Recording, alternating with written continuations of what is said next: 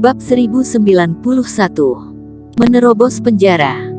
Namun, mata Kenny Zhao tampak dingin dan berkata dengan dingin, "Segera hentikan trikmu itu. Jika kamu menggunakan taktik ilusi padaku lagi, aku akan mencungkil matamu." "Haha, Periping, kalau kamu membutuhkan perlindungan seseorang, aku bisa membantu." Petua kabut hitam itu ikut bicara dan senang di atas penderitaan orang lain. Periping langsung mengancam. Dia mendengus dingin, mengabaikan petua kabut hitam, dan menatap sedikit ketakutan di mata Kenny Zhao. "Pergi saja, seharusnya ada pertarungan di atas." Kenny Zhao tiba-tiba mengangkat kepalanya dan mendengar pemboman Reiki di lantai 2. Lantai 2 penjara bawah tanah. Pada saat yang sama ketika Kenny Zhao melepaskan petua kabut hitam itu, Eric Qin melambaikan tangan yang besar, tidak lagi menyembunyikan apapun, menghancurkan semua formasi tempat ini, dan sejumlah besar tahanan dilepaskan. "Terima kasih Tuan. Terima kasih Senior." Semua tahanan-tahanan ini sangat gembira dan mereka tidak bisa membayangkan bahwa akan ada hari ketika mereka bisa mendapatkan kembali kebebasan mereka. "Kalian adalah orang tidak bersalah yang ditangkap, jadi tidak perlu berterima kasih padaku, tapi melarikan diri dari penjara hanyalah langkah pertama. Apakah kalian benar-benar dapat melarikan diri setelah itu tergantung pada kemampuan kalian sendiri." Sambil bicara, Eric Qin memberikan botol porselen ke tangan masing-masing orang yang berisi Reiki dan obat mujarab untuk peningkatan kultivasi. "Tentu saja, kalau ada yang khawatir akan dibunuh, mereka bisa tinggal di sini. Aku tidak akan memaksa kalian." "Haha, Senior, berhentilah bercanda, tidak ada perbedaan antara dikurung sampai mati di sini dan langsung dibunuh. Kalau bukan karena formasi, bahkan bunuh diri pun dicegah, aku bahkan sudah tidak ingin hidup lagi sejak dulu. Membunuh satu saja sudah cukup dan membunuh dua menghasilkan keuntungan. Senior, bagaimana dengan kami? Kenapa kamu melupakan kami?" Beberapa narapidana berteriak ketika mereka tidak dibebaskan. Namun, Eric Qin mengabaikan mereka. Mereka semua adalah orang-orang yang bersalah. Meskipun dia akan membiarkan mereka keluar untuk membuat kekacauan, tapi bukan sekarang. "Kenapa kamu masih diam?" Eric Qin melirik Aston Lu. Aston Lu terlihat sangat gembira, dia bergegas menuju Minear. "Aston, apa yang kamu lakukan?" Minear disegel oleh Reiki Eric Qin, jadi tentu saja, dia bukan lawan Aston Lu. Dia melihat Aston Lu memukul dan menendangnya dan seketika merasa terkejut. "Apa yang aku lakukan? Saat itu, aku mengasihanimu dan merawatmu sebagai anakku sendiri. Meskipun aku bukan orang baik, tapi aku tidak berhutang apa-apa padamu." Aston Lu terengah-engah dan memukul Minear dengan keras. "Tetapi kamu, ketika melihatku kehilangan kekuatan, kamu memutuskan hubungan denganku dan mengusirku keluar. Bukankah langkah selanjutnya akan membunuhku? Kenapa aku bisa buta dan membesarkan serigala putih sepertimu? Kamu benar. Kamu mengajariku untuk mengenal keadaan. Kamu sudah ramat, apakah aku masih perlu berada di sampingmu dan mati bersamamu? Kalau tidak membunuhmu, bagaimana aku bisa mengkonsolidasikan otoritasku?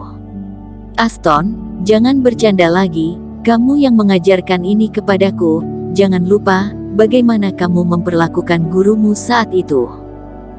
Minear juga tidak mempedulikan semuanya lagi, sudut mulutnya berdarah, tapi juga tertawa sinis. "Benar, aku yang mengajarkannya, jadi semua ini salahku, dan tidak bisa kabur dari kematian. Hari ini kita berdua akan mati bersama." Dengan senyum sedih di wajahnya, Aston Lu tidak memilih untuk menyiksa lawannya, mencabut pisaunya dan membunuh Minear dengan satu pukulan. "Sekarang kamu sudah puas?" Menonton adegan ini, Eric Qin berbicara dengan ringan dan mendesah di dalam hatinya. Anak seperti kain putih, tidak peduli seberapa banyak bicara, itu tidak sebagus apa yang mereka lihat dan pelajari. Aston Lu juga patut disalahkan atas tampilan Minear hari ini. Terima kasih senior, biarkan aku mendapatkan apa yang kuinginkan sebelum aku mati. Aston Lu menoleh dan tersenyum pada Eric Kin. Seluruh tubuhnya lemah, dia duduk dan berkata, sebenarnya, aku pernah menyuruh Dennis Pu untuk meramal nasibku beberapa dekade yang lalu.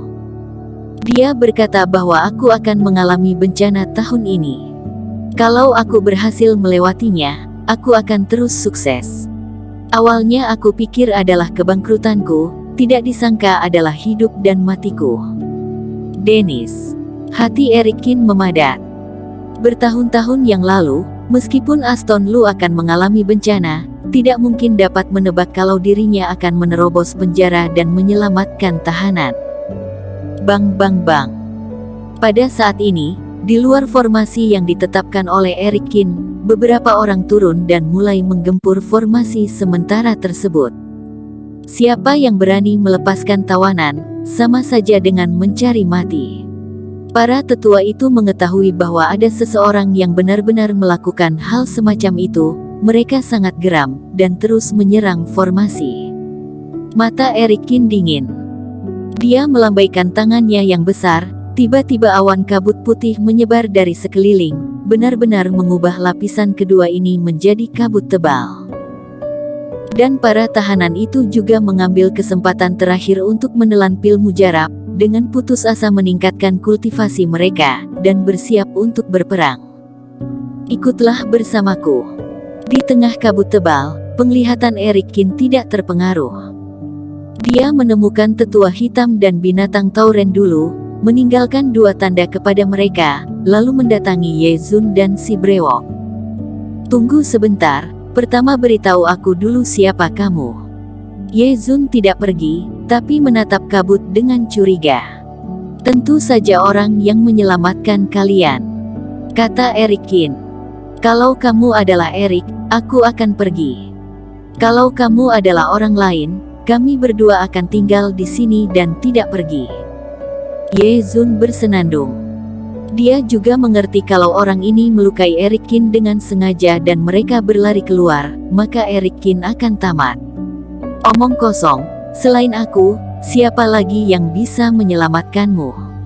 Eric Kin berjalan keluar dari kabut putih tanpa sepatah kata pun, merobek salah satu ujung topeng kulit. Benar-benar kamu. Si Brewok seketika merasa senang dan terkejut. Berhentilah beromong kosong, cepat pergi, formasi ini tidak akan bertahan lama.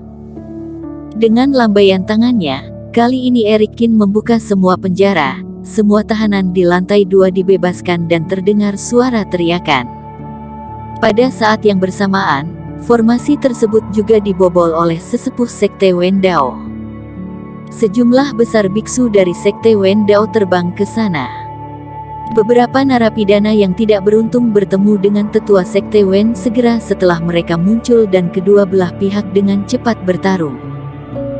Memanfaatkan persembunyian kabut putih, Eric Kin membawa keduanya untuk menghindari musuh dan dengan cepat terbang ke lantai pertama. Tetua hitam dan binatang tauren juga mengandalkan tanda yang diberikan oleh Eric Kin, keluar dari formasi dan datang ke sini. Melihat Eric Kin, ekspresi mereka cukup rumit. Menyerang ruang bawah tanah sekte Wendao jelas merupakan risiko bagi dunia, jadi Eric Kin telah menyembunyikan identitasnya sebelumnya. Tapi sekarang Eric Kin bersedia memberitahu mereka identitas aslinya, yang juga mewakili kepercayaan terbesar. Tuan Kin tenang saja, kalau kami ditangkap, pasti akan mengungkapkan diri dulu. Bahkan jika kami melarikan diri, ingatan ini akan terhapus dan tidak ada yang akan tahu identitasmu. Tetua hitam menoleh ke arah Eric Kin, membungkuk dalam-dalam, dan berkata dengan sungguh-sungguh. Tidak akan sampai saat itu, kamu harus bekerja keras untuk hidup. Eric Kin tersenyum dan berkata, anakmu dan Forito sedang menunggumu di rumah.